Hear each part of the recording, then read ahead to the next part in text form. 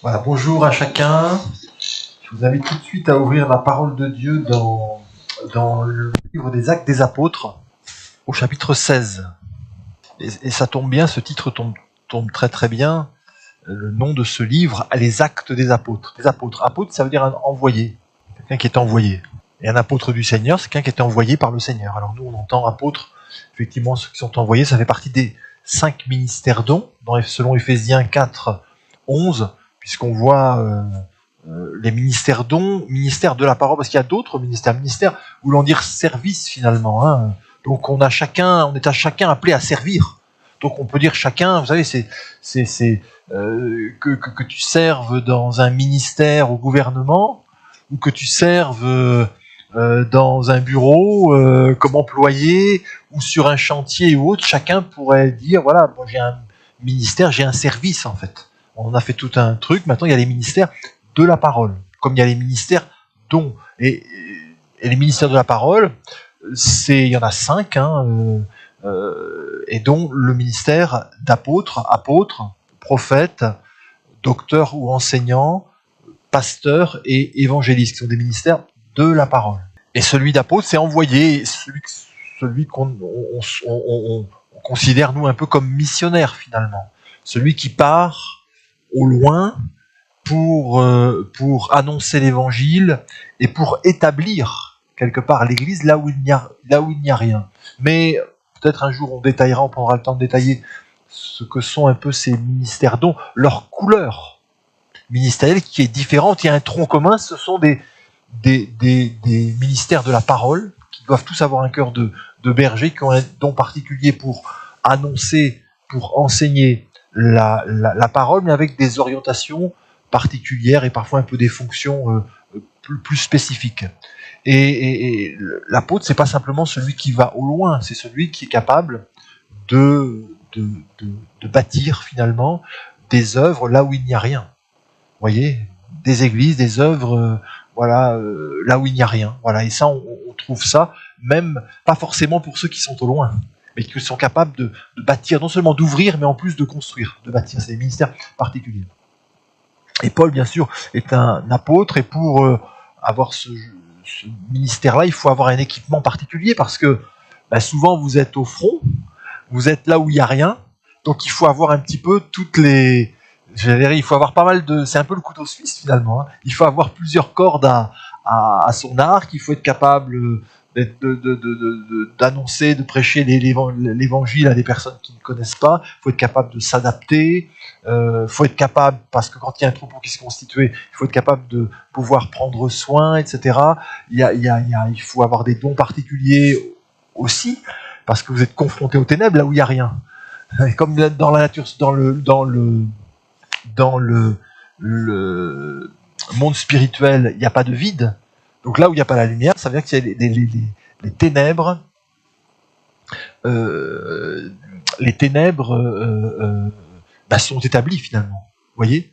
Donc il doit arriver, les confronter à des ténèbres opaques et fortes. Donc il a besoin souvent de dons de puissance aussi pour convaincre, pour attirer l'attention et amener à l'évangile des âmes qui sont complètement étrangères, hostiles, qui sont parfois dans l'occultisme et autres.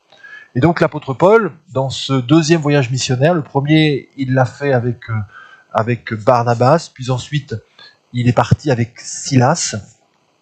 Ce qui est intéressant, voilà encore un principe spirituel.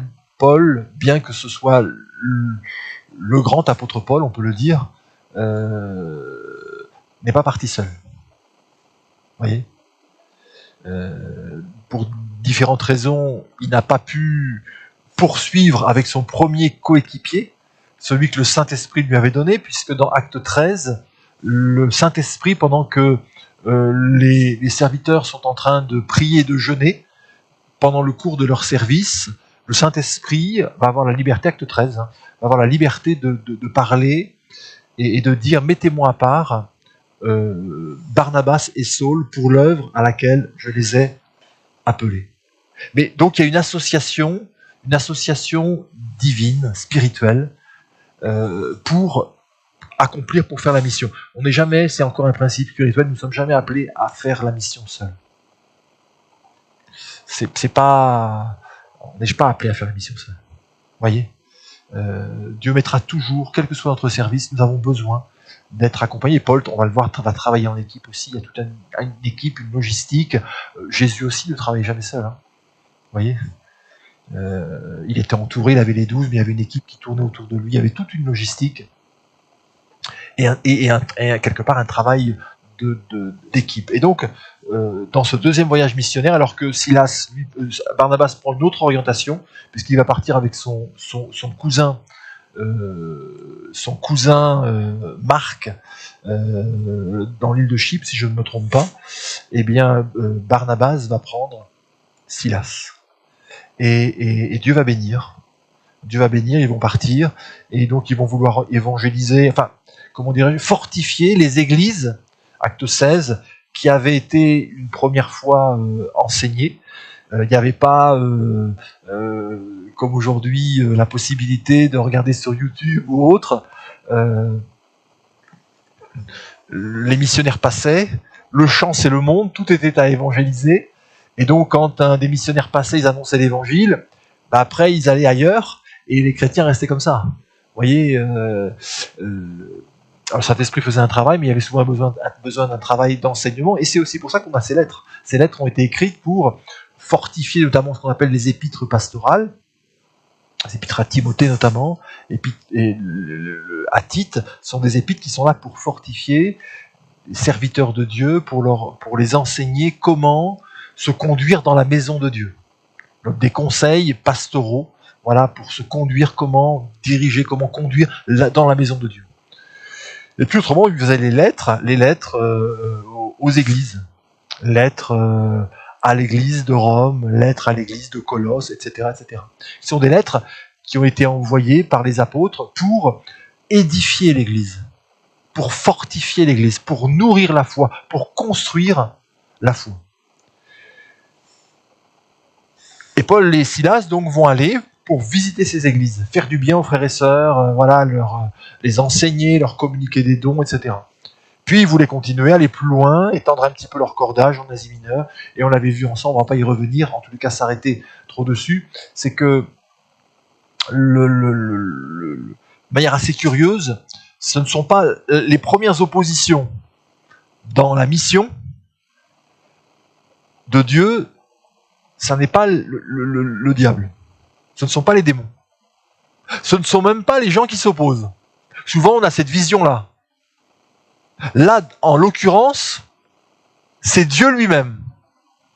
C'est le Saint-Esprit, l'Esprit de Jésus, qui va bloquer. Vous voyez ça, chapitre 16, verset 6 au verset 7. Et là, c'est étonnant quand même. Et ça montre un enseignement important pour la mission que Dieu nous donne de faire, là où il nous envoie. C'est lui qui reste, et c'est lui qui est le maître de la direction, et de l'orientation, et des changements d'orientation. C'est lui qui reste le maître. Et ça, c'est ça qui est merveilleux. Jésus va dire, vous savez, allez par tout le monde, prêchez la bonne nouvelle à toute la création, puis il terminera l'une des évangiles en disant, voici, je suis avec vous tous les jours jusqu'à la fin du monde. Et ils partirent partout annoncer l'évangile. Dans la mission, Dieu est avec nous. Jésus est avec nous. Le Saint-Esprit est avec nous dans la mission. C'est merveilleux ça. Et quelque part, parfois les blocages, les oppositions, les portes ouvertes, merci pour les portes ouvertes, c'est le Seigneur qui ouvre les portes. Mais aussi, merci Seigneur pour les portes qui sont fermées. Parce que c'est pas Dieu qui nous bloque, il nous dit que c'est pas bien ce que tu fais, qui veut nous bloquer, mais c'est Dieu dans la mission qui nous oriente. Et parfois, pour nous faciliter la tâche, alors il va sans tout nous expliquer, comme nous n'expliquons pas tout à nos enfants. Dans certains cas, on leur explique, mais d'autres fois, mais pourquoi on va pas là? Pourquoi on prend pas ce chemin-là? Mamie, d'habitude, quand on va chez un tel, on prend toujours cette route-là. Pourquoi tu prends pas? Écoute, je peux pas t'expliquer. T'inquiète pas, on va arriver à tel endroit. Oui, mais tu sais bien, ça commence à telle heure, moi, mon cours. T'inquiète pas, je prends un autre chemin parce que mamie ou papy ou un tel, il a vu que peut-être là, il y avait une route qui était bouchée. Que peut-être là, il y avait un accident, il y avait tel truc. Et donc, il va prendre ou elle va prendre un autre chemin, sans forcément tout expliquer. Et parfois, Dieu prendra le temps de nous expliquer, mais il n'est pas obligé. Il n'est pas obligé. Nous sommes ouvriers avec Dieu, mais nous ne sommes pas d'égal à égal, il ne faut jamais l'oublier. Fils et filles, mais il reste le maître, nous restons les serviteurs. Aussi grand puisse être l'impact de notre service, de notre ministère, quel que soit qualificatif que les hommes donneront. Ah, il a un grand ministère. Il a des dons puissants. Beaucoup d'âmes se sont converties sous son impact et autres. Ça, c'est comment dirais-je, c'est le regard des hommes. Mais le regard de Dieu ne change pas. Ça reste un serviteur. Et ce que Dieu demande d'un serviteur et d'une servante, c'est qu'il soit fidèle. C'est tout. C'est pas plus compliqué que ça. Et ça, c'est un principe. Et donc, dans la conduite de Dieu, dans ce qu'on a à faire, alors, effectivement, il pourra y avoir, et il y aura, le Saint-Esprit va se permettre d'intervenir dans notre travail. Là où parfois, quand nous faisons quelque chose, nous n'aimons pas que quelqu'un vienne interférer. Alors, je fais là, mais j'ai pas envie que quelqu'un vienne me déranger. Oui, ça peut... Bon, ça te regarde dans ton monde, dans ton univers. Je suis dans la cuisine, je veux personne dans la cuisine. Ou je suis à mon atelier, je veux personne à mon atelier. Ou je fais telle tâche, voilà, tu me la confies, je le fais. Ok, mais par contre, Dieu, lui, dans ce qu'il te confie, il a le droit d'intervenir. Parce que ça ne t'appartient pas. Ça reste la mission de Dieu. Ça ne t'appartient pas, c'est pas ta mission.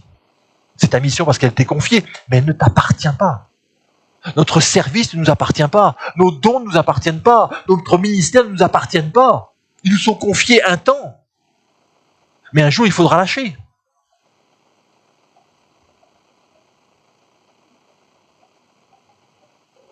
C'est important de comprendre ça. De le comprendre dès le départ, de le comprendre pendant et de le comprendre à la fin. La mission peut changer, mais notre condition ne change pas, notre position ne change pas devant lui. Fils, fille, serviteur. Quelle que soit ta mission. Et même si pendant un temps, il semble que tu n'aies pas de mission. Tu dis, ben moi, j'ai pas de place, j'ai pas de mission, j'ai pas de... Oui, mais ça n'enlève rien. Parce que Dieu est maître aussi à des moments donnés pour, nous on va appeler ça comme ça, avoir le sentiment d'être mis sur la touche.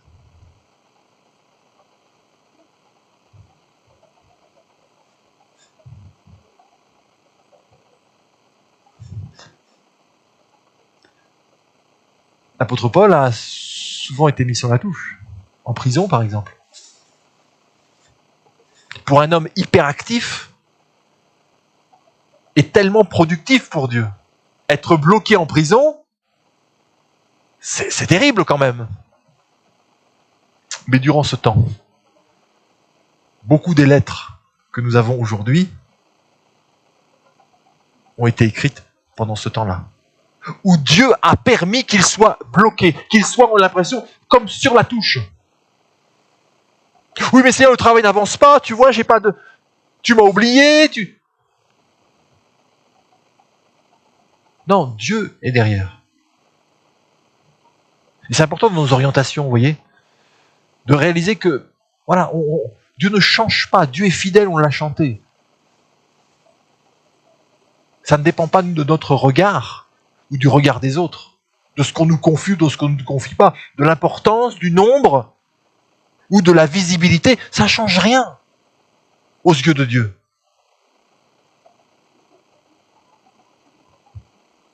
D'ailleurs, je pense c'est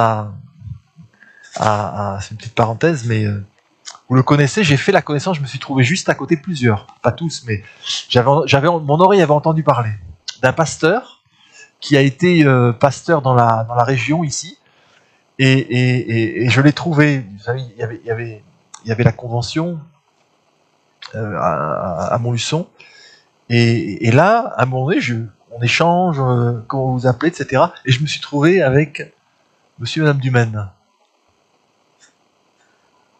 qui ont été...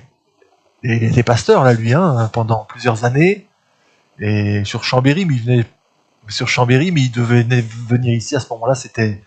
Et donc j'ai sympathisé avec ce... Ils sont gentils quand même, Ils sont vraiment...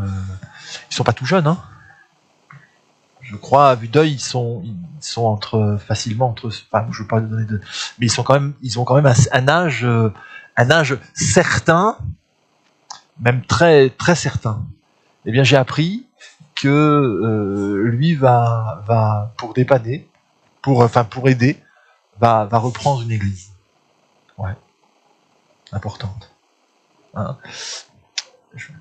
Voilà. Il va reprendre une église. C'est pas dans la région. une église importante.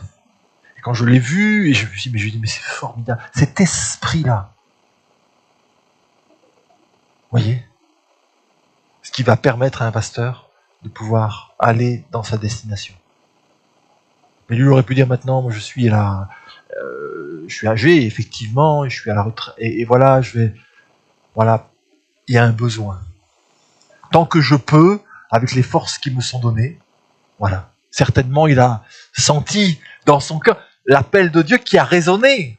Là où lui avait dit, écoute, maintenant ça fait 15 ans ou 16 ans que je suis à la retraite. Maintenant, ça y est, c'est terminé. C'est autre chose. Je rends des services comme ça, mais c'est autre chose. Mais le maître a appelé.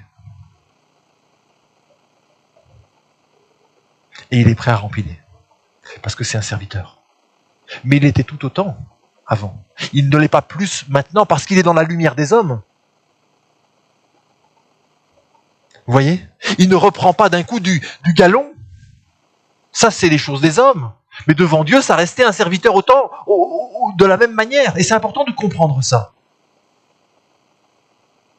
Et Dieu est maître dans l'orientation. Il donne, il reprend. Pas simplement les personnes, mais aussi parfois les services, parfois voilà, des choses que nous faisions. Dieu donne, il reprend. Il peut reprendre et redonner la même chose, ou redonner plus même, ou redonner différemment, ou un temps comme ne rien te donner. Il semble que tu aies rien là. Seigneur, je veux rester ta servante, je veux rester ton serviteur, même dans ce moment où il semble que je n'ai pas de mission attitrée.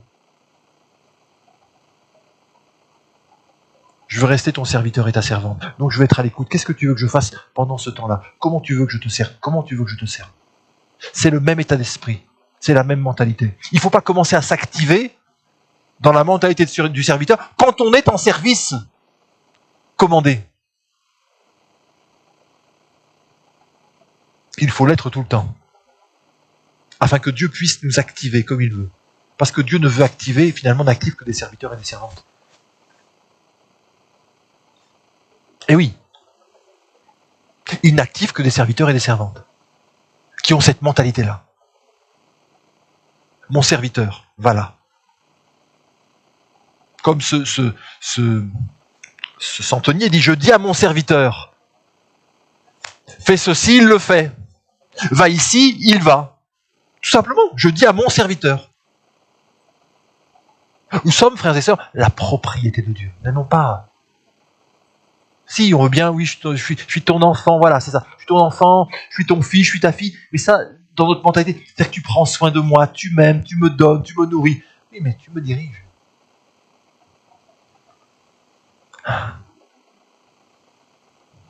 Tu me déplaces. Tu m'arrêtes. Tu me pousses. Tu me retiens.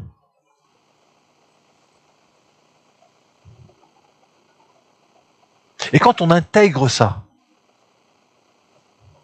alors c'est plus facile. Parce que tout ne repose pas sur nous, frères et sœurs. Tout ne repose pas sur nous. Notre part, c'est d'être à l'écoute, d'être sensible. Et de ne pas être, comment dirais-je,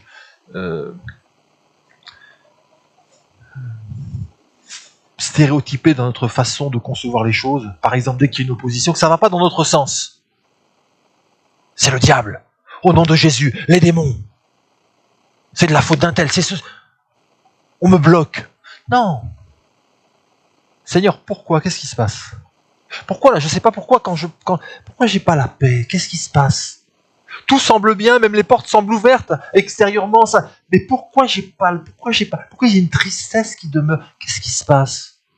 Pourtant, je suis libre de prendre cette position. C'est pas péché. Mais pourquoi il y a quelque chose ? Pourquoi je suis pas bien ? Qu'est-ce qui se passe, Seigneur ?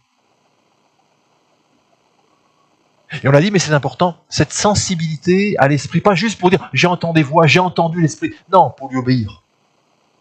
Pour comprendre la direction et pour nous mettre en action. C'est pas dire j'ai entendu, j'ai vu. Non, mais voilà, je comprends. Là, il y a quelque chose. Donc, je m'arrête. Qu'est-ce que tu veux? Pourquoi ça bloque? Je pourrais aller. C'est facile parce qu'on peut forcer les choses. Hein.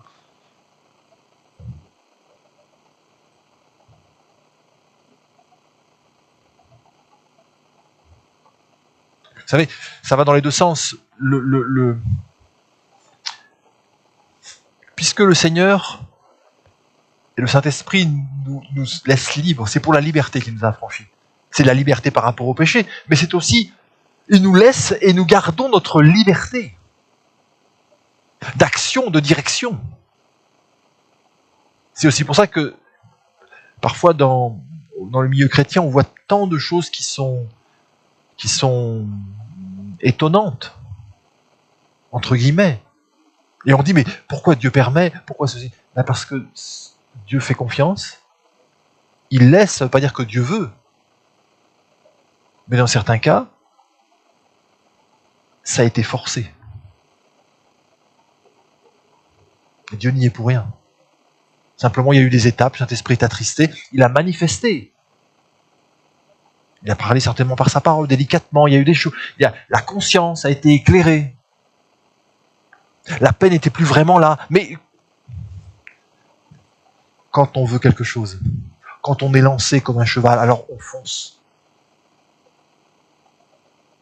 Je note que pour faire la mission de Dieu, ce que vont faire Paul et Silas, la mission de Dieu, et pour bien la faire, parce que, vous savez, la fin d'une chose vaut mieux que son commencement, hein, c'est à la fin de la mission que tu peux dire si c'est réussi ou pas. C'est pas juste dire maintenant, ça y est, je suis missionnaire, ça y est, je fais tel service. Non, c'est à la fin. Pour réussir dans la mission de Dieu, il faut être sensible, se laisser arrêter, prêter l'oreille, se laisser diriger, rediriger, être souple. Vous voyez? C'est un des caractères de l'humilité finalement. C'est aussi cette souplesse, cette douceur, cette malléabilité entre les mains du Seigneur.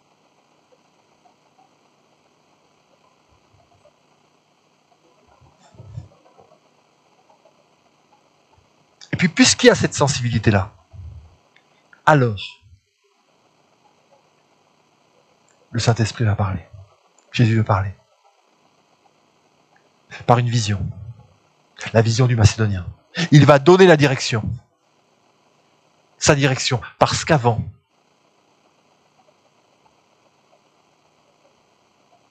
Jésus, le Saint-Esprit, ont vu, ont constaté.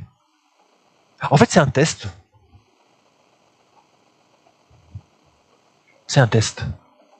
Si on connaît le caractère de l'apôtre Paul, hein, donc c'est pas une question, oui, moi mon caractère. Non, c'est une question de caractère chrétien, de sensibilité à Dieu, de soumission à Dieu. Je peux les emmener plus loin dans ma mission, jusqu'aux extrémités de la terre, dans un champ inconnu. Parce que avant, ils ont su m'obéir, s'arrêter, en écoutant ma voix. Alors maintenant, je peux les éclairer. Nous sommes prêts à obéir dans la mesure où Dieu nous montre clairement. Tu me montres, c'est déjà une étape, mais bon, voilà, tu me montres. Mais parfois, Dieu ne montre pas clairement. Ça bloque là, ça résiste là, ça... Vous voyez? Parce qu'ils se sont laissés arrêter, interpeller. Alors, ils ont pu se laisser envoyer.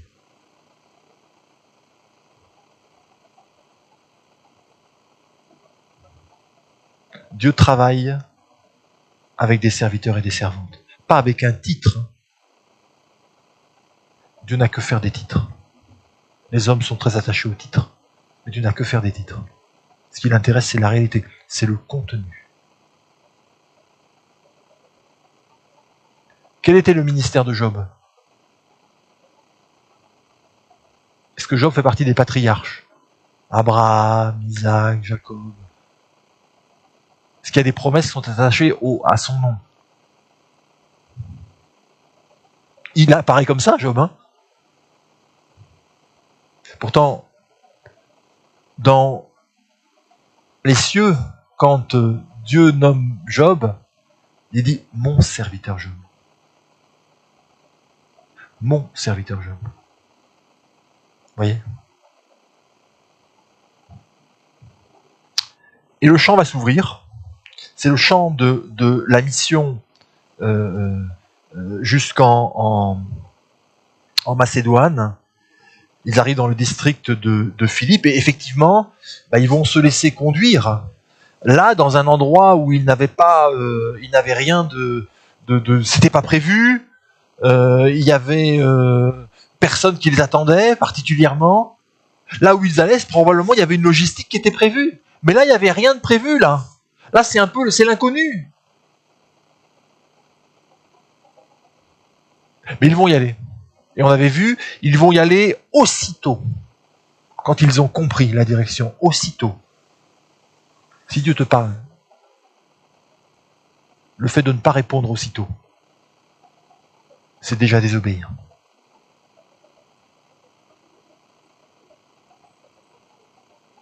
Si Dieu te parle clairement, le fait de ne pas répondre aussitôt, c'est déjà désobéir. Et ensuite, ils sont allés directement. Ils n'ont pas fait de contour. Ils n'ont pas pris de contour. Ils sont allés directement aussitôt. Directement. À partir du moment où tu comprends que c'est la direction du Seigneur, même pour des petites choses. Alors ce que le Seigneur attend de son serviteur, de sa servante, c'est que tu te mettes en mouvement. Parce qu'il y a un tempo. Nous avons notre temps. Mais Dieu a le sien et nous devons rentrer dans le temps de Dieu. Non pas simplement le chronos, mais dans le kairos, dans le temps de Dieu. Et le temps de Dieu, c'est maintenant. Aujourd'hui, si vous entendez sa voix, n'endurcissez pas votre cœur. C'est maintenant. Tu comprends? Obéis. Et j'ai déjà donné ce témoignage-là, mais je me souviens de ma mère qui a donné son cœur à Jésus, mais qui n'avait pas de connaissances, qui ne sait même pas d'église. C'était juste des petites réunions comme ça de prière dans une maison, mais il n'y avait pas d'enseignement précis et autres. Et donc elle avait donné sa vie à Jésus, mais elle continuait de prier Marie, Sainte Thérèse de Lisieux, les chapelets et compagnie, parce qu'elle avait fait ça toute sa vie. Même elle avait été vouée, pour vous dire, à Sainte Thérèse de Lisieux. Donc il y avait des liens particuliers. Et c'était vraiment, Jésus ne connaissait pas à l'époque, ni Dieu, mais c'était vraiment quelque chose d'important. Elle raconte qu'une fois elle est là en train de prier avec son chapelet et de dire à Marie. Et puis d'un coup elle dit, mais elle comprend, elle a la révélation du Saint-Esprit qui lui dit, qui la convainc. Mais Jésus est le chemin, la vérité et la vie. Il est le seul intermédiaire entre Dieu et les hommes. Donc elle, à ce moment-là, elle dit, dans sa prière, elle dit, Marie, je peux plus prier. J'ai rencontré Jésus, je suis arrivé à mon port, c'est fini. À partir de ce jour, ça a été fini. C'est pas l'obéissance, frères et sœurs. C'est pas un chemin. C'est maintenant. Et c'est à partir du moment où tu obéis maintenant que tu vas marcher sur le chemin.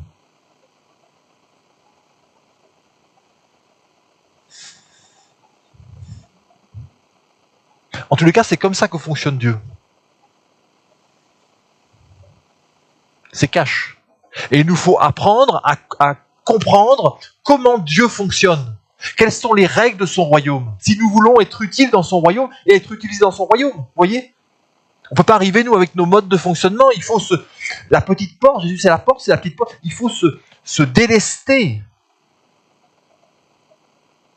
de notre mentalité, de notre moi. Pour dire, ok, me voici, Seigneur. Ok, maintenant je vais te former, maintenant on va y aller. Et Dieu nous accompagnera. Puisqu'il a bloqué, il a orienté, parce que Dieu avait autre chose de prévu, maintenant il va parler.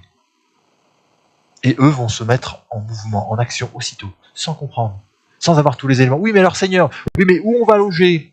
Oui, mais Seigneur, tu comprends, j'ai pas prévenu un tel. Oui, mais Seigneur, tu sais que on n'a pas suffisamment d'essence dans le moteur.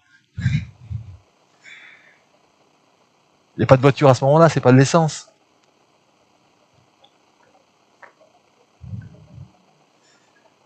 Et quand ils arrivent, ils se trouvent, on leur parle d'une petite près d'une rivière. Là, il y avait, verset 13, le jour du sabbat, nous nous rendîmes hors de la porte vers une rivière où nous pensions que se trouvait un lieu de prière. Ça fait beaucoup, vous ne trouvez pas que ça fait beaucoup d'incertitudes? Vers une rivière, c'est vers. Vers une rivière. Mais une rivière, c'est long quand même, non? Vous voyez, donc vers une rivière. Où nous pensions. Il n'y a pas de certitude.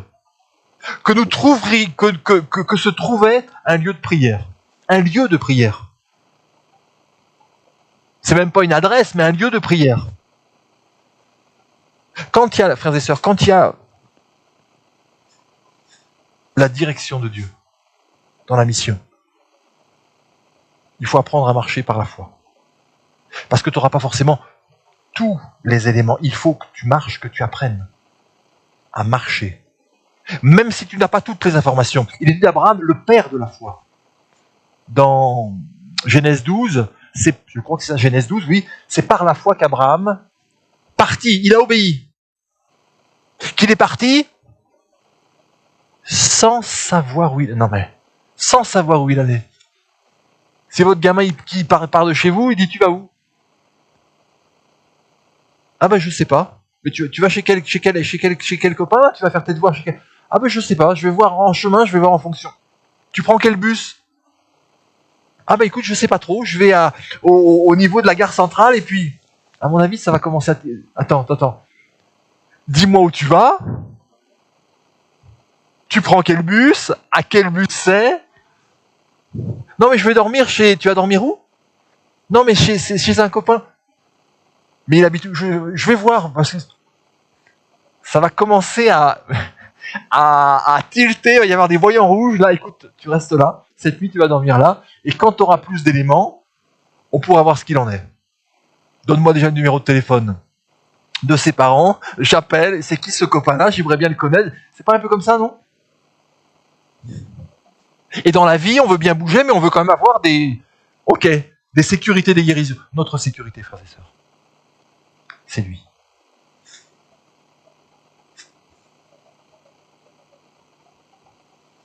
Ta sécurité, c'est qu'il sera là. C'est qu'il est là. Et Dieu ne veut pas que nous nous reposions sur autre chose que sur lui. C'est la seule sécurité. Je serai avec toi.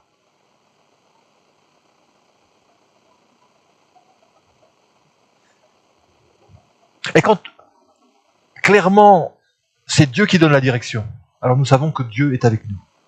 Qu'importe après, si nous n'avons pas d'autre sécurité. Mais c'est en obéissant que nous allons apprendre à compter sur le Seigneur et que nous allons faire des expériences. C'est pas en restant dans notre zone de... On s'est utilisé pas mal ça, mais je n'aime pas trop. Dans notre zone de confort, de sécurité, même si Dieu n'est pas le Dieu de l'inconfort. Vous voyez, la spiritualité, c'est pas l'inconfort. Et la tiédeur, c'est pas le confort. Mais quand je parle de zone de sécurité, c'est-à-dire qu'on reste simplement dans ce qu'on connaît, dans ce qu'on maîtrise. Il faut aller là où Dieu nous amène, comme Dieu nous amène. Et effectivement, ils vont s'asseoir et ils vont parler aux femmes qui étaient réunies. Il y avait un petit groupe de femmes qui étaient réunies. Et on avait vu l'autre fois que l'une d'elles, nommée Lydie, c'était une marchande de pourpre de la ville de Thyatire. C'est une femme qui avait la crainte de Dieu. Et on avait vu, c'est important, frères et sœurs. C'est pas, malheureusement, forcément toujours dans l'église que nous trouverons le plus de crainte de Dieu.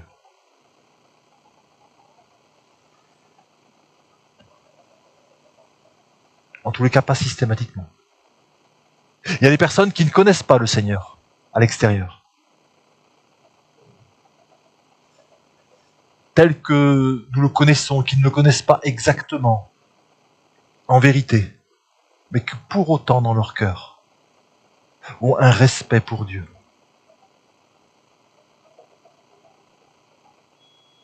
Qu'on ne trouve pas toujours dans nos propres vies ou dans la maison de Dieu. Et cette femme, elle avait cette disposition de cœur. C'est aussi pour ça que Dieu, le Saint-Esprit, va mandater son élite apostolique, la paire d'élite, pour aller, parce que là, il y avait une femme qui craignait Dieu. Dieu mise sur une. Alléluia. Nous misons sur beaucoup. C'est-à-dire, si tu m'envoies, alors c'est pour un réveil, hein, c'est pour quelque chose, c'est un impact.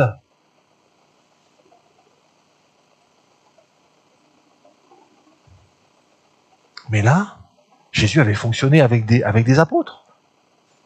Qu'est-ce que je vais faire avec un petit groupe de femmes là qui sont là, Qu'est-ce que je vais faire? Dieu est souverain. Cette femme, elle craignait Dieu. Et le Seigneur, parce qu'elle avait cette disposition-là, elle va être activée. Le Seigneur va l'activer. Le Saint-Esprit va l'activer. Elle écoutait, mais elle ne comprenait pas. Il ne s'agit pas simplement d'écouter. Il faut une action miraculeuse du Seigneur. Le Saint-Esprit qui convainc, qui ouvre le cœur. C'est indispensable. Dans toute conversion, il faut que Dieu soit à l'action. Parce que nous n'y arriverons pas autrement. Notre part est importante pour annoncer. Mais c'est Dieu qui ouvre. Et vous savez, frères et sœurs, les gens qui se tournent vraiment vers le Seigneur quand nous leur parlons, c'est pas tant parce qu'on a bien prêché, parce qu'on a bien témoigné, c'est parce que Dieu, à la base, a ouvert le cœur. Alors parfois, comme par exemple à Samarie,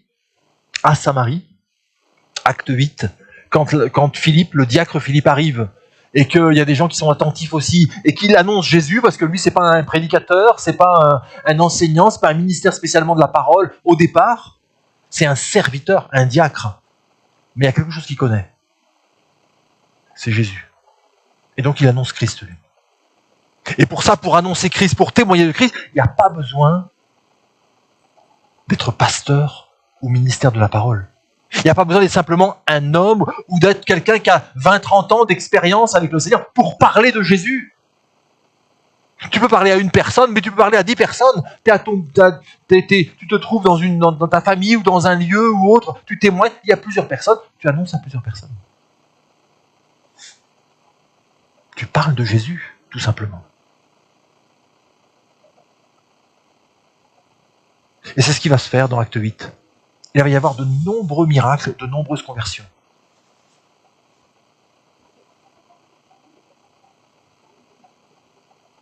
C'est la souveraineté de Dieu. Parce que Dieu leur a ouvert le cœur. Ils étaient déjà trompés. Ils avaient à cœur. Pourtant, c'était à Samarie.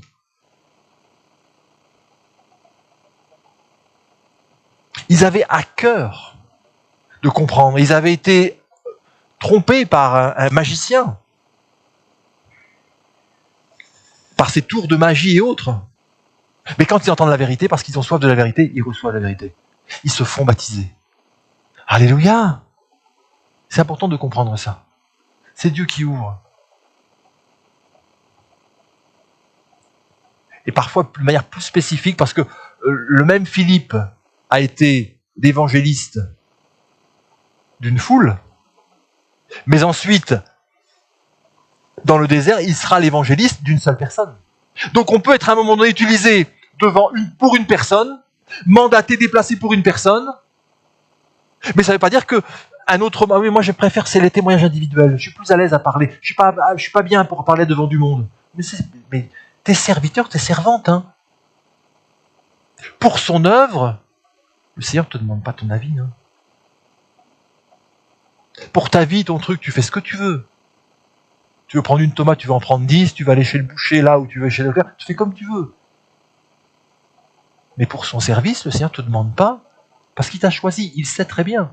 Et même si tu n'avais pas la capacité, il est capable de t'activer. Il a fait d'un homme qui avait la bouche embarrassée, qui bégayait, voilà, il en a fait l'un des plus grands hommes de Dieu qui soit. Donc c'est pas toi qui choisis. C'est pas à toi de décider de retenir. Ah moi je peux pas, moi je veux pas, moi je suis pas. Non, c'est pas le problème. Si le Seigneur t'active, t'y vas, c'est tout. C'est ça un serviteur, c'est ça une servante.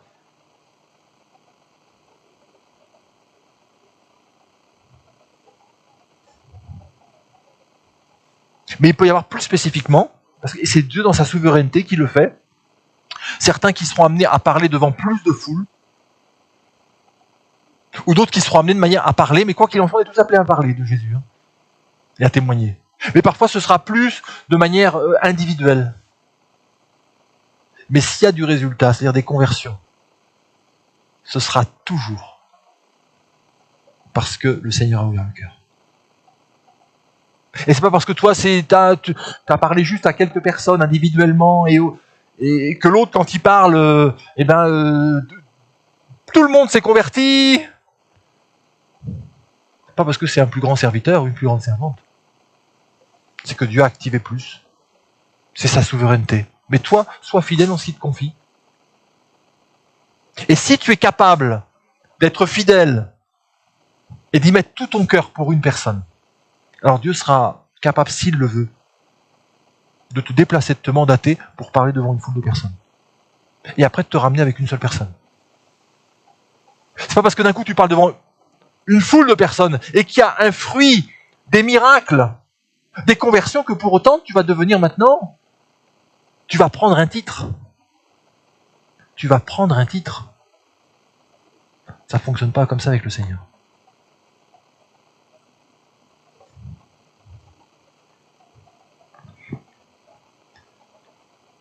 Vous avez vu, là où Dieu nous envoie, là où Dieu t'envoie, une âme t'attend. Toujours.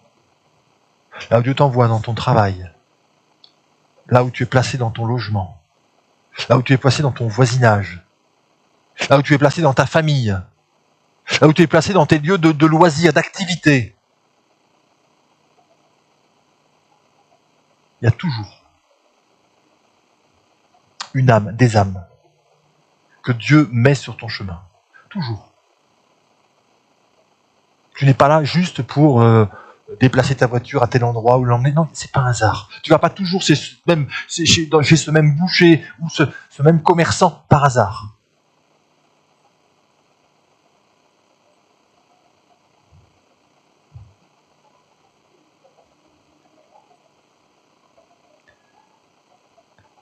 Verset 14, donc le Seigneur lui ouvrit le cœur pour qu'elle soit attentive à ce que Paul disait. Parce que la foi vient de ce qu'on entend vient de la parole de Christ. Donc même si Dieu, c'est lui qui amène la lumière, qui est générateur de la conversion, qui permet de passer de la mort à la vie, nous ne pouvons pas le faire, et nous ne pourrons jamais le faire. Pour autant, nous sommes l'allumette, et c'est nécessaire pour que le feu prenne. Que l'allumette, vous voyez, soit allumée, c'est comme ça qu'on dit, voilà, pour mettre le feu, pour permettre au feu de prendre. Et ça, c'est la parole, le témoignage, parler de Jésus, témoigner, parler de la croix, parler de l'amour de Dieu manifesté en Jésus. En intégrant, on ne peut pas ne pas parler du péché. Juste parler de Dieu t'aime, Dieu veut t'aider, Dieu veut te bénir. À ce moment-là, il faut aller, il y a d'autres trucs comme ça. Hein. Des associations qui font ça très bien. C'est pas mal en soi, hein. Mais Jésus, il est venu pour sauver des pécheurs. Hein. Faut pas te tromper de choses. Hein. Ah oui. Même de juste parler, Jésus, il peut te guérir, tu sais. Jésus, dans ta dépression, il peut t'aider. Oui, mais il y a des gens qui guérissent aussi. Hein. Il y a des médecins, il y a des thérapeutes, il y a des psychologues, il y a des assistantes sociales qui peuvent t'aider. Oui. Jésus peut faire ça. Il fait ça. Mais sa fonction première, c'est de te faire passer de la mort à la vie. Et ensuite de te conduire dans un chemin de vie. De vie, avec un grand V, et donc de vie,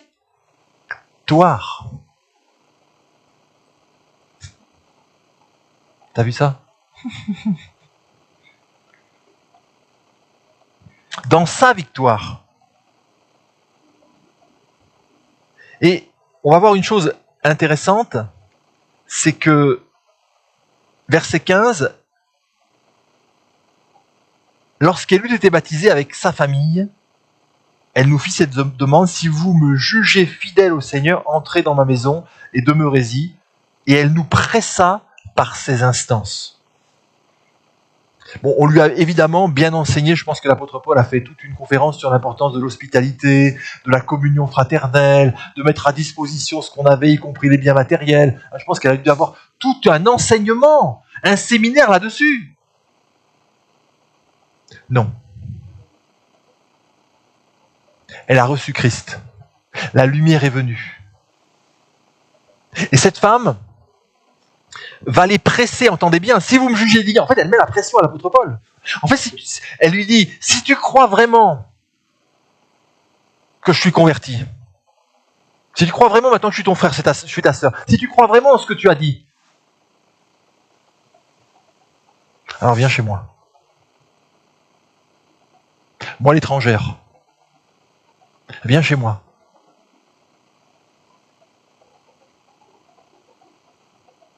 C'est une femme de défi. C'est une femme entière. C'est une femme de foi. Et vous voyez, ça nous amène une chose, c'est que quand Dieu envoie, il pourvoit. Ils n'avaient pas de logement de prévu.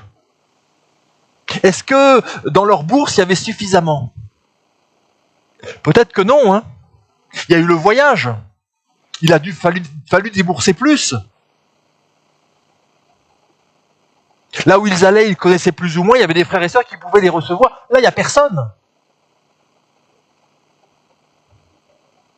Mais là où Dieu t'envoie, quand Dieu envoie, il pourvoit toujours, mon frère, ma sœur. Amen. Et Dieu a pourvu de manière étonnante. Et il pourvoit de façon parfois surprenante. Parce que là, c'est... Peut-il venir de Nazareth quelque chose de bon? Tu vois, qu'est-ce qui peut sortir, tu vois? Où est-ce qu'on va dormir? C'est bien mignon, il y a un petit groupe de femmes, mais où est-ce qu'on va dormir? Et je note aussi autre chose quand même au travers de ça. C'est que une conversion doit être manifeste. Il doit y avoir des signes, de même qu'il y a des signes, on parle des signes évidents du baptême du Saint-Esprit, il doit y avoir des signes évidents d'une conversion. Parce qu'on reconnaît l'arbre aux fruits. Pas simplement à la belle confession. Pas simplement à l'émotion manifestée. Oh, dis donc, quand je vais parler, il a été touché. Elle a été touchée, j'ai vu que c'est bien, merci Seigneur. Mais, frères et sœurs, l'arbre se reconnaît aux fruits. Et le fruit peut se manifester très rapidement. Il y a d'autres fruits qui demanderont plus de temps, mais il doit y avoir un fruit de nouvelle naissance. Pas un fruit juste de parole, pas un fruit juste de personnes qui avant allaient à la salle de sport et maintenant viennent à l'église. Ou allaient dans telle église, dans tel lieu de culte et qui maintenant changent de lieu de culte. Qui avant priaient telle idole, tel mort et qui maintenant prient Jésus. Quelqu'un qui avant, voilà. Non, il doit y avoir un fruit. Jésus dit, par rapport à ceux qui parlent bien, aux prophètes, etc., il dit, qui parlent, qui annoncent, qui font, et même parfois qui peuvent faire des signes et des miracles, vous les reconnaîtrez à leurs fruits.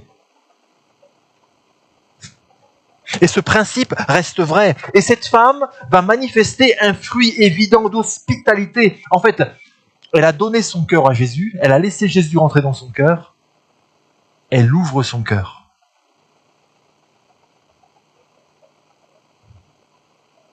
À ceux qu'elle considère maintenant comme ses frères et ses sœurs. C'est pas plus compliqué que ça. Elle ouvre son cœur. Il y a un fruit évident de conversion. C'est important déjà de voir à notre niveau, c'est bon de s'examiner soi-même. Hein. quel fruit il y a dans nos vies? Je dis pas ce qui se passe, j'aime le Seigneur dans mon cœur. Oui, ok, d'accord. Mais quel fruit y a-t-il évident? Et là, je ne parle pas simplement de service, de prière. Mais quel fruit y a-t-il évident dans mon caractère, dans mes réactions, dans mon ouverture de cœur, dans mon amour?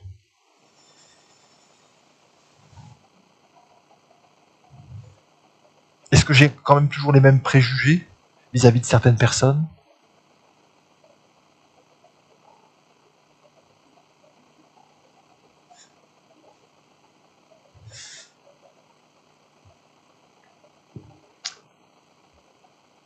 Il faut éprouver les conversions, frères et sœurs. Et ne pas se laisser leurrer. Quand nous témoignons des personnes à l'extérieur, et ne pas nous laisser non plus leurrer dans le milieu chrétien. D'où l'importance de connaître quand même les gens. Parce que quand vous passez du temps avec les gens, notamment que vous êtes connu dans une église locale et autres, vous ne pouvez pas tromper les gens longtemps. Vous voyez? Sachant qu'aucun de nous n'est parfait. Mais si vous ne connaissez pas les gens, mais que vous ne suivez que leurs paroles, ou que, entre guillemets, leurs exploits, aussi belles soient-ils les paroles, et les exploits aussi authentiques soient-ils, n'avons-nous pas chassé les démons, n'avons-nous pas prophétisé en ton nom?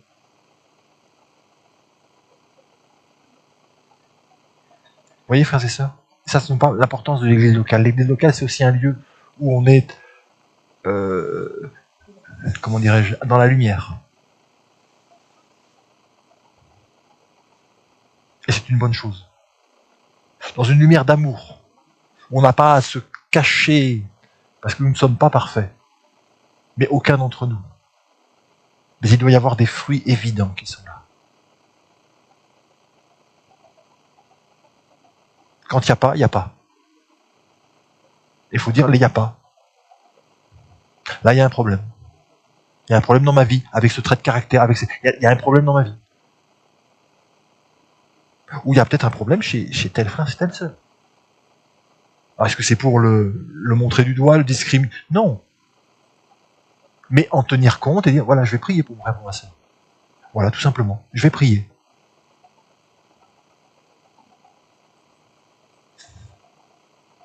Et pas je dis, oui, mais il a tant fait pour l'œuvre de Dieu, ils se sont tellement dévoués, ils sont... Non, mais ça, en fait... Il y en a qui font ça dans les associations, hein. Parce qu'ils sont dévoués dans le monde, ils font ça. Donc quand ils viennent dans l'église, ils font la même chose.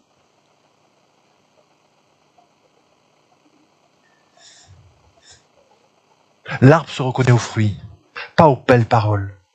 Je connais quelqu'un, je me souviens, j'en parlais, je sais plus avec quelqu'un. Je connais quelqu'un, il y a au début de ma conversion, d'un garçon dans l'église qui il avait été baptisé, hein, il était chrétien, il était... Laisse avec toi. Et ce gars-là était célibataire, tournait autour de 30 ans, et donc il traînait un peu sa misère partout, parce que il voulait les trouver, donc et comme il trouvait pas vraiment dans l'église, ou en tous les cas celle qui pensait auquel il pensait, elle pensait pas à lui, donc il a appliqué cette parole, le champ c'est le monde. Donc il allait le samedi soir en boîte de nuit. Mais le pire, frères et sœurs, c'est que le dimanche matin, il arrivait avec des filles à qui il avait témoigné en boîte de nuit. Je les ai vues. Et je pense à notamment, je pense à 2 qui se sont réellement convertis. Tu vois, mais il y a du fruit quand même, non? Et quand tu discutes avec lui, il dit oui, non mais j'y vais pour témoigner, faut aller dans les ténèbres, faut aller là où personne ne peut aller. Et il parlait, et les gens étaient convaincus. Il faut y aller quand même dans une boîte de nuit, tu vois, avec toutes les lumières. On n'est pas dans cet esprit-là, tu vois, c'est... Mais lui, il arrivait.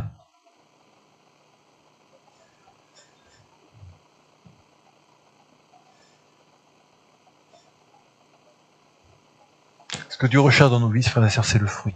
Et quand nous parlons de Jésus, il faut avoir en vue le fruit. Il faut conduire les gens sur le chemin du fruit.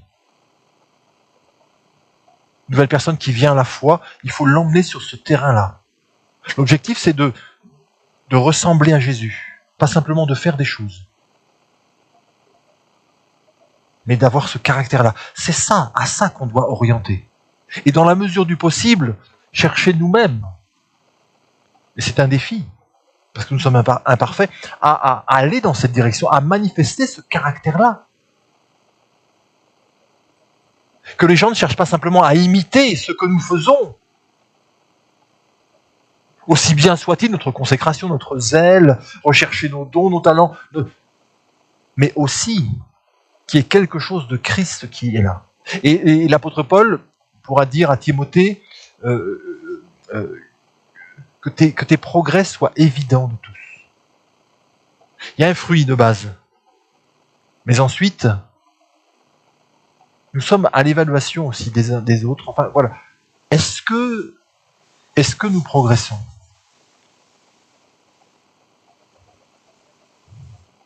Ou le Germain de il y a 30 ans, c'est le même Germain.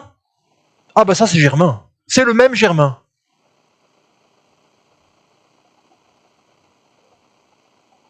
C'est les mêmes réactions, c'est pareil. Il n'y a pas eu de changement, il n'y a pas eu d'évolution, il n'y a pas eu de guérison. Il n'y a pas eu de maturité.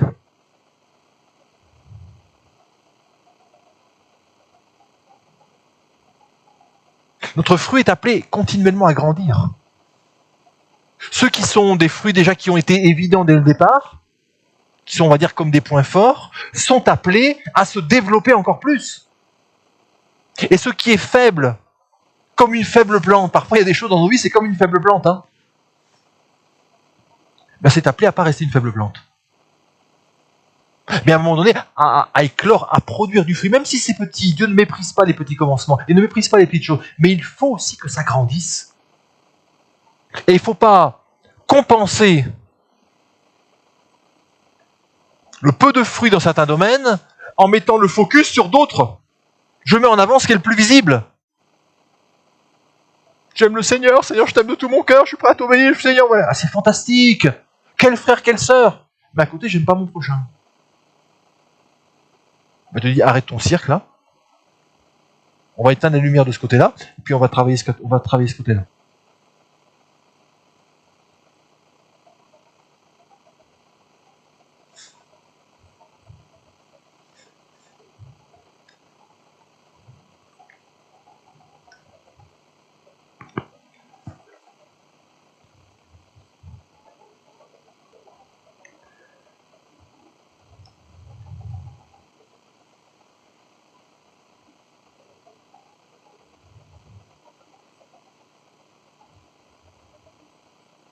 Je pense, et on va terminer là, un passage, je crois que c'est dans Philippiens, me semble-t-il.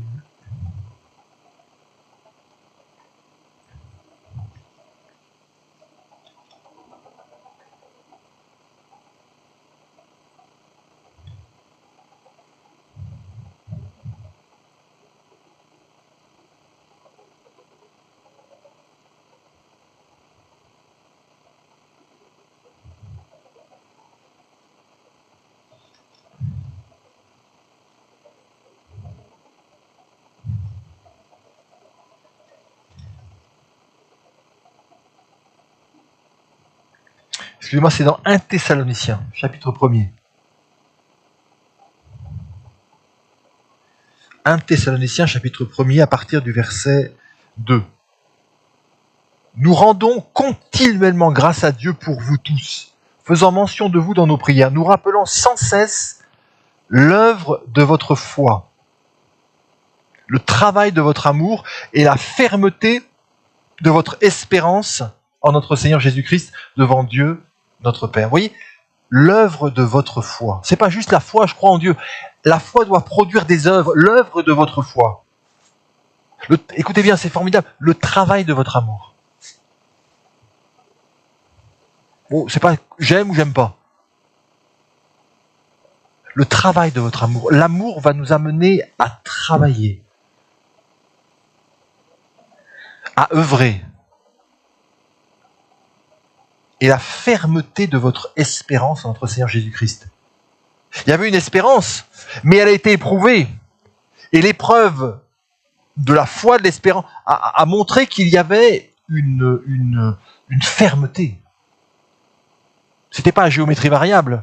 Même quand c'était compliqué, même quand il y avait des oppositions, quand ça n'allait pas, l'espérance est demeurée fidèle, ferme, vous voyez ? Là, il y a du fruit dans cette église. Et c'est aussi pour ça que l'apôtre Paul dit, nous rendons continuellement grâce, écoutez bien, à Dieu pour vous tous. À Dieu pour vous tous.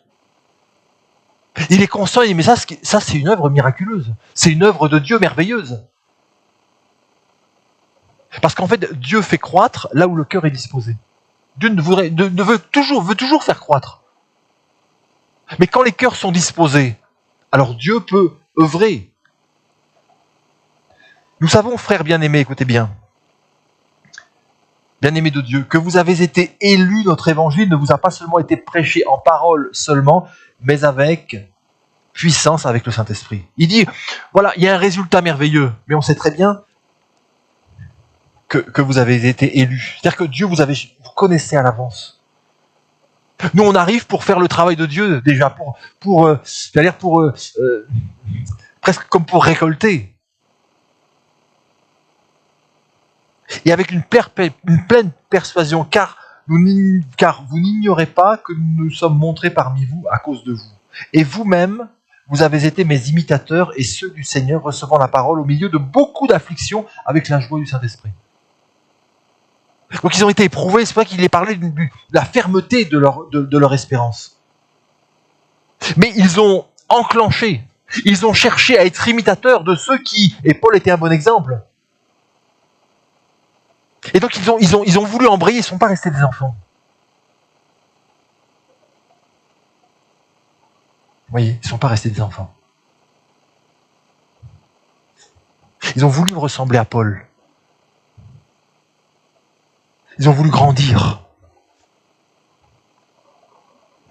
En sorte que vous êtes devenus, écoutez bien, vous êtes devenus un modèle pour tous les croyants de la Macédoine et de l'Achaïe. Et non seulement, en effet, la parole du Seigneur a retenti de chez vous dans la Macédoine et en Achaïe, mais encore votre foi en Dieu s'est fait connaître en tout lieu, de telle manière que nous n'avons pas besoin d'en parler, car on raconte à notre sujet quel accès nous avons eu auprès de vous et comment vous vous êtes convertis à Dieu en abandonnant les idoles pour servir le Dieu vivant et vrai, et pour attendre des cieux son Fils qu'il a ressuscité des morts, Jésus, qui nous délivre de la colère à venir. Vous avez tout là, je vous encourage à relire et à reméditer ces passages. Ils sont devenus des modèles. Ils sont devenus des fils et des filles mûrs. Ils n'ont plus simplement pris Paul comme modèle, mais eux-mêmes, par l'enseignement qu'ils ont reçu, le fait qu'ils aient pris, qu'ils aient suivi, sont devenus, et c'est ça le but de Dieu, ils sont devenus aussi des modèles de Christ, des modèles à suivre. Pour ceux qui étaient autour, qui s'ajoutaient, mais aussi la réputation qu'ils ont amenée.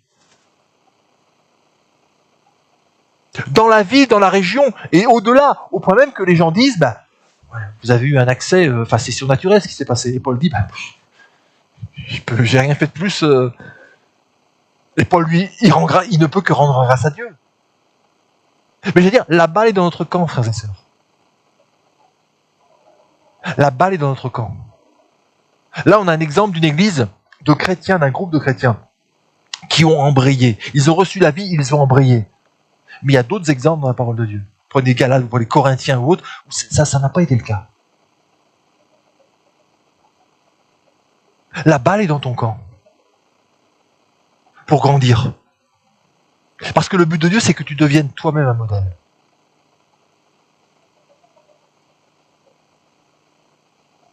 une référence,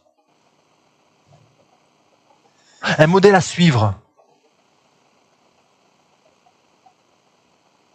un modèle qui conduise à Christ, qui donne envie d'aller à Christ, qui montre une direction,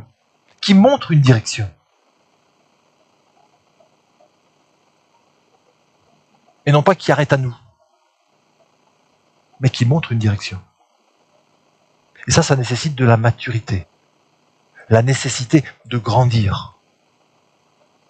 Et Paul et Silas, quand ils se déplaçaient, le but, on le voit dans les épîtres, d'ailleurs c'est des épîtres assez musclés quand même, le but c'est de nourrir, afin que l'Église, les frères et sœurs, deviennent mûrs et non pas des enfants, mais grandissent, fassent eux-mêmes des disciples.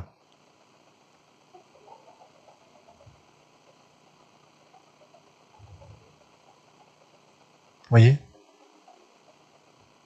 On prie le Seigneur ? Alléluia. Merci Seigneur pour ta parole. Merci pour l'exemple de Paul et Silas.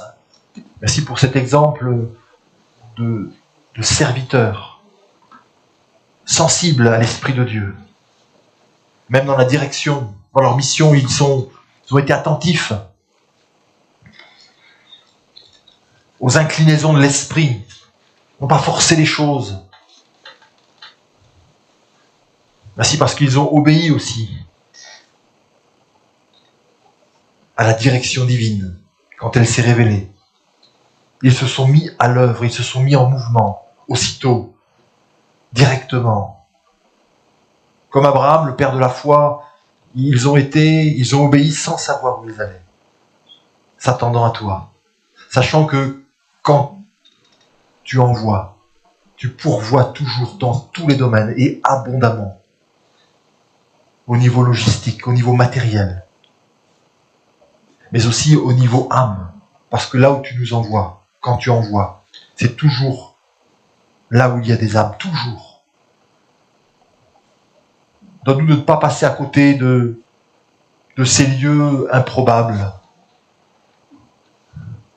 comme l'apôtre Paul avec près au bord, le long de la rivière. Un petit groupe de femmes là qui étaient là. Merci parce que l'apôtre Paul n'a pas méprisé ces choses qui pouvaient sembler de peu d'importance à l'époque à vue humaine. Mais il s'est laissé conduire vers ce qui est humble. Et là où tu étais, là où il y avait une femme qui avait cette crainte, ce respect de toi, qui ne te connaissait pas bien. Merci parce que Paul a prêché de tout son cœur, il a annoncé Jésus de tout son cœur de la même manière qu'il a pu le faire dans les synagogues ou autres. Et tu as confirmé. Par une conversion, on le verra dans la suite, par des conversions, Seigneur. Merci aussi parce que on voit les signes d'une véritable conversion. Et ce que nous voulons chercher, ce ne sont pas juste des adhésions. Seigneur, mais nous voulons, quand nous prions, quand nous témoignons, avoir en tête le fruit. Miser et chercher à ce que des personnes deviennent des disciples. Et leur témoigner en vue de cela. Pas juste pour qu'ils viennent, pas juste pour les appâter, pour les gagner comme ça, mais pour qu'ils deviennent des disciples. Merci parce que tu confirmes ta parole, c'est toi qui ouvres les cœurs, qui fais les miracles, Seigneur. Merci aussi parce que tu es le Dieu qui pourvoit magnifiquement, merveilleusement. Donne-moi de porter du fruit, d'en porter plus, dans ce qui manque, afin que ton nom soit glorifié, Seigneur. Donne-nous de te prendre comme modèle, de choisir des bons modèles parmi les chrétiens, dans l'Église. Ne pas nous attacher aux mauvais exemples, aux mauvais modèles, pour justifier un mauvais comportement ou un relâchement, mais de nous avoir les yeux fixés sur les bons modèles, sur toi bien sûr, mais aussi sur les bons modèles. Et donne-nous, Seigneur, par ta grâce, de devenir des modèles dans notre génération. S'il te plaît, Père, fais-nous cette grâce, aide-nous au nom de Jésus. Amen.